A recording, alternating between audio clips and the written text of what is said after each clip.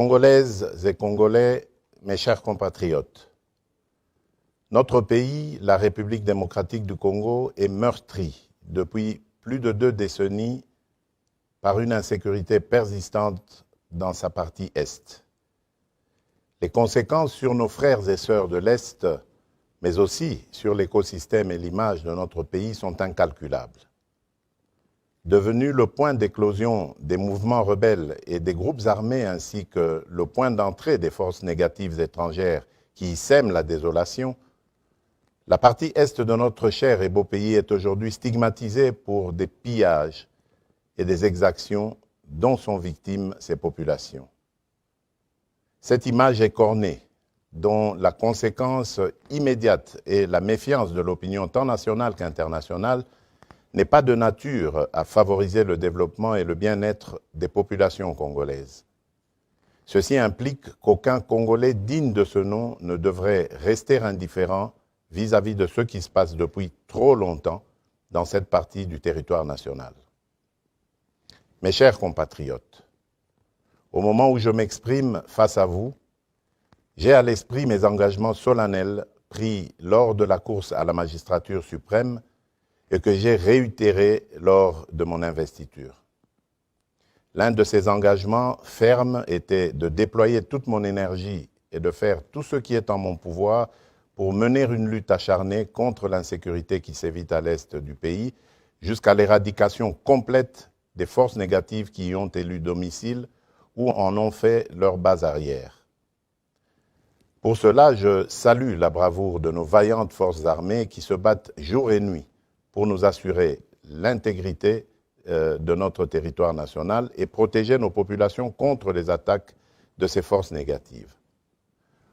En outre, je réaffirme ce jour, en ma qualité de chef de l'État, garant de la nation et commandant suprême des forces armées, ma décision que j'annonçais il y a quelques jours d'aborder de la manière la plus efficace qui soit ce problème de terrorisme, de violence, bref, d'insécurité à l'est du pays.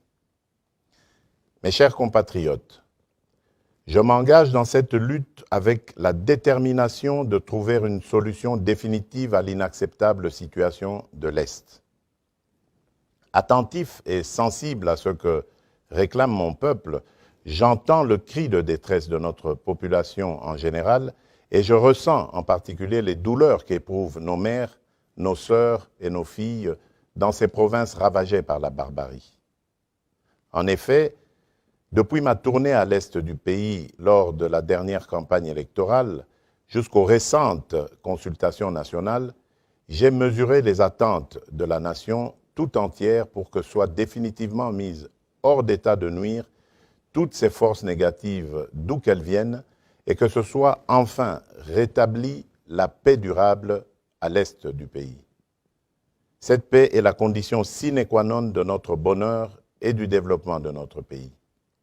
C'est pourquoi, prenant la mesure de la situation et usant des prérogatives constitutionnelles me conférées par les articles 69, 85, 144 et 145 de la Constitution, et après concertation avec le Premier ministre et les présidents des 2 chambres du Parlement national, Conseil supérieur de la défense entendu, j'ai décidé de proclamer l'état de siège sur toute l'étendue des provinces de l'Ituri et du Nord Kivu. Des dispositions subséquentes seront annoncées dans les heures qui suivent. J'invite dès lors chaque Congolaise et chaque Congolais, où que vous vous trouviez, à une mobilisation totale pour faire front avec nos forces armées déployées pour sécuriser notre territoire. Nos vaillants militaires doivent être appuyés par une prise de conscience collective de tous leurs compatriotes à titre de réconfort et leur serment de défendre la patrie et l'intégrité du territoire national. À cet effet, j'exhorte le peuple congolais tout entier à adopter pendant cette période une attitude responsable à tous égards. Ainsi donc, je recommande plus particulièrement au gouvernement de la République de ne ménager aucun effort pour assurer la logistique nécessaire aux forces armées déployées au front. À la classe politique tout entière de ne mener aucune action de nature à saboter ni à décourager nos forces armées. Aux hommes et aux femmes des médias d'appuyer à travers leurs programmes respectifs l'action des forces armées. Aux populations locales de coopérer étroitement avec les autorités militaires déployées en dénonçant les ennemis du peuple et toute complicité à quelque niveau que ce soit. À toutes les couches sociales internes et à nos compatriotes vivant à l'extérieur du pays, d'exprimer la solidarité et la cohésion nationale avec le peuple de l'Est et de rester vigilants et attentifs pendant cette période et plus que jamais à cette cause salutaire jusqu'au rétablissement total de la paix. À la société civile de se mobiliser derrière nos forces armées et enfin aux servantes et serviteurs de Dieu de prier pour la nation et pour nos forces armées au front. Que Dieu bénisse la République démocratique du Congo. Je vous remercie.